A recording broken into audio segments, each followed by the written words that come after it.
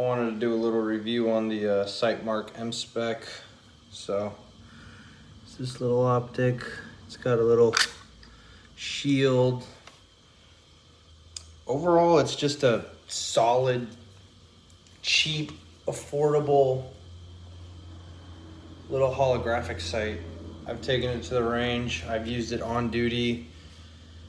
This thing holds a zero like no other.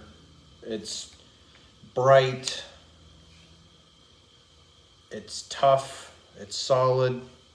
Dropped it. I mean, this thing, I've had no issues. But, you know, obviously it'd be nice to have the EOTechs, but you know, if you're looking for something affordable, this is definitely the way to go.